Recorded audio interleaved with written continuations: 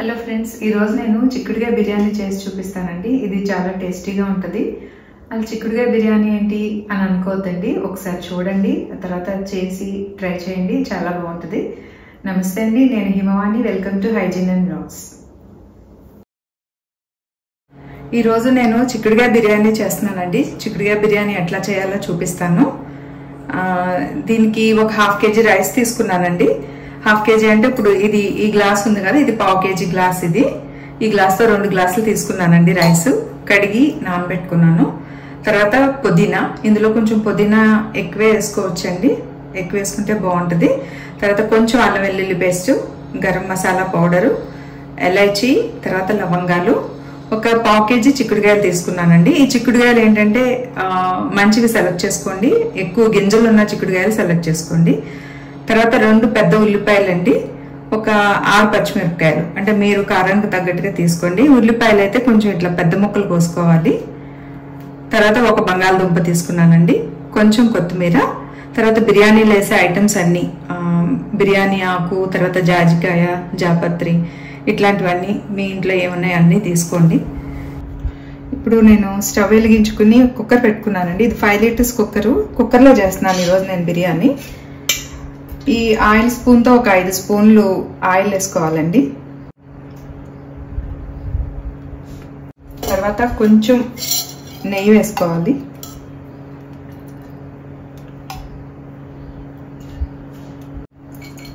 తర్వాత ఈ బిర్యానీ ఐటమ్స్ అన్ని వేసేస్తున్నానండి. ఈ బిర్యానీ ఐటమ్స్ అండి, ఈ డ్రై ఐటమ్స్ ఒక్కసారి మనం కడిగి పెట్టుకుని వేసుకోవాలండి. ఎందుకంటే ఎక్కడ పడితే అక్కడ షాప్స్లో ప్యాకింగ్ చేసేటప్పుడు అప్పుడు కింద అది పాడేస్తుంటారు, మళ్ళీ అన్నీ చేస్తుంటారు. కాబట్టి మనం నీట్గా హైజీన్గా మనం చేసుకోవాలంటే కనుక ఒక్కసారి అవన్నీ చేసే ముందే కడిగి పెట్టేసుకోవాలి. తర్వాత లవంగాలు, ఎలైచి కూడా వేసేస్తున్నానండి. కొంచెం జాజికాయ పొడేస్తున్నానండి.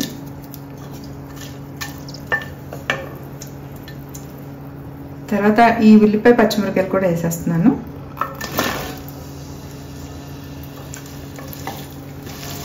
కొంచెం జీలకర్ర వేస్తున్నానండి, ఇందాక మీకు చెప్పడం మర్చిపోయాను నేను.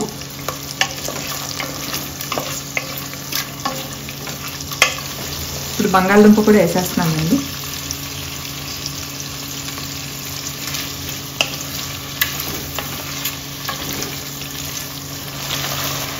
ఇప్పుడు ఈ మాత్రం వేగితే సరిపోతుందండి ఉల్లిపాయలు, బంగాళదుంపలు. ఎందుకంటే మళ్ళీ ఇప్పుడు మనం చిక్కుడుకాయలు వేసి వేపాలి. చిక్కుడుకాయలు వేసేస్తున్నాము.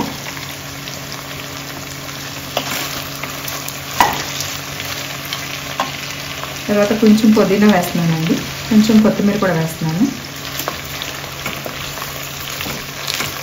చిక్కుడుకాయలు మాత్రం బాగా వేగాలండి. ఇది పసిడి వాసన పోయే వరకు బాగా మనం వేపుకోవాలి. ఆయిల్లో వేగితేనే బాగుంటుంది.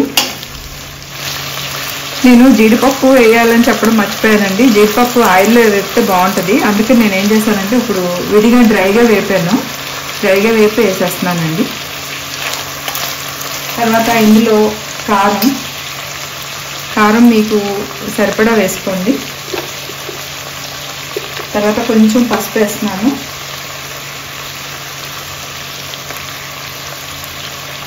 కొంచెం సాల్ట్ వేస్తున్నాను.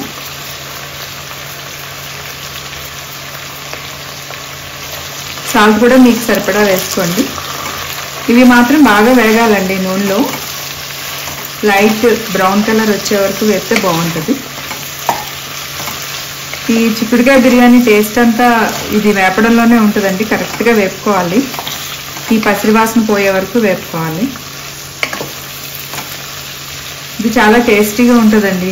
వెజిటబుల్ బిర్యానీ లాగానే ఇది కూడా డిఫరెంట్ టేస్ట్తో ఉంటుంది. ఓన్లీ చిక్కుడుకాయలు వేస్తున్నాం కాబట్టి నేను కొంచెం కొత్తిమీర మళ్ళీ వేస్తున్నానండి. పుదీనా కూడా వేస్తున్నాను. పుదీనా అండి ఆయిల్లో వేస్తే బాగుంటుంది. అసలు యాక్చువల్గా అండి నేను చిక్కుడుకాయ బిర్యానీ అనగానే చాలామంది ఫ్రెండ్స్లోను రిలేటివ్స్లోను చిక్కుడుకాయ బిర్యానీయా బాగుంటుందా అనేవాళ్ళు. సరే నేను చేసి ఇస్తే అబ్బా చాలా బాగుంది, ఏంటి వెజిటబుల్ బిర్యానీ కన్నా కూడా ఇది చాలా బాగుంది, ఓహో ఇట్లా కూడా చేసుకోవచ్చా అనేవాళ్ళు. నేను అట్లా అడిగిన వాళ్ళందరికీ ఎట్లా చేయాలో చెప్పానండి. చేసి కూడా ఇచ్చాను. వాళ్ళు చాలా బాగుంది, అసలు మేము ఊహించలేదు చిక్కుడుకాయ బిర్యానీ ఇంత టేస్ట్గా ఉంటుందని కూడా అన్నారు. అందుకే ఏంటంటే మన వీడియోలో కంపల్సరీగా చిక్కుడుకాయ బిర్యానీ చెయ్యాలి అని ఒక లిస్ట్లో నేను ప్రిపేర్ చేసి ఉంచుకున్నానండి. ఇది చిక్కుడుకాయలు మంచిగా దొరికే సీజన్లో మనం సెలెక్టెడ్గా తీసుకుని, చిక్కుడుకాయలు గింజలు ఉన్నవైతే చాలా బాగుంటాయండి. తర్వాత కొన్ని ఏరియాల్లో కణుపు చిక్కుడు అని దొరుకుతాయండి, బాగా లావుగా ఉంటాయి గింజలు, ఇంచుమించుగా బఠానీ గింజల సైజులో ఉంటాయి కదా, అట్లాంటి చిక్కుడుకాయలు అయితే ఇంకా బాగుంటుందండి ఈ బిర్యానీ. నేను ఇప్పుడు కొంచెం అల్లం వెల్లుల్లి పేస్ట్ వేస్తున్నానండి.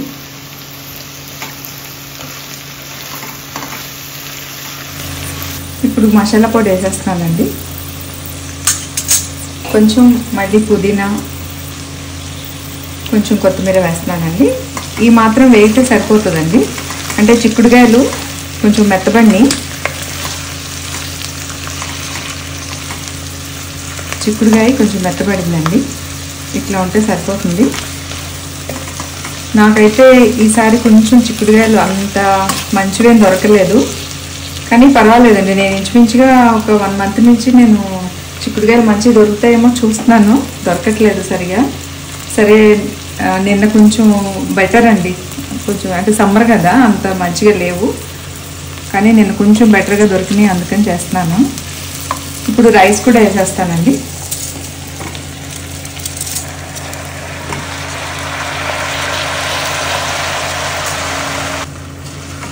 బియ్యం వేసుకున్న తర్వాత 1 నిమిషం ఇట్లా వెతుక్కోవాలండి బియ్యం కూడా.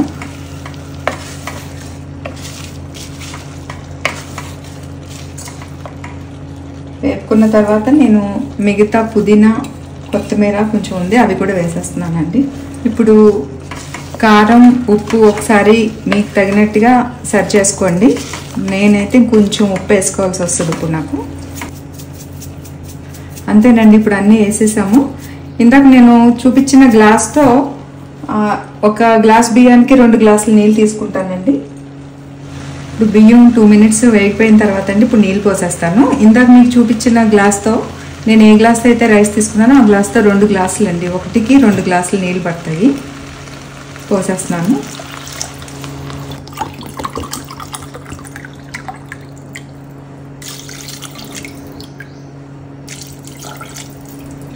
ఇప్పుడు మనం అన్నీ వేసేసుకున్నామండి. ఇప్పుడు కుక్కర్ కదా, నేను కుక్కర్లో చేస్తున్నాను కదా, కుక్కర్ మూత పెట్టేసుకుని ఉప్పు కారం అన్నీ సరి చూసుకున్నాక కుక్కర్ మూత పెట్టేసి కొంచెం ఆవిరి వచ్చాక వెయిట్ పెడతానండి. వెయిట్ పెట్టిన తర్వాత స్టవ్ సిమ్లో పెట్టేస్తాను.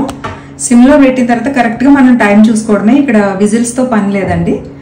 వెయిట్ పెట్టిన తర్వాత ఇది 5 లీటర్స్ కుక్కర్ కాబట్టి నేను ఒక 8 మినిట్స్ ఉంచుతాను. 8 మినిట్స్ ఉంచి కట్టేస్తానండి. ఇంకా బిర్యానీ అయిపోయిన తర్వాత మీకు చూపిస్తాను. 8 మినిట్స్ అయిపోయిందండి. ఈ స్టీమ్ కూడా కంప్లీట్ అయిపోయింది. నేను ఇప్పుడు మూత తీస్తున్నాను. అదిగోండి రెడీ అయిపోయింది.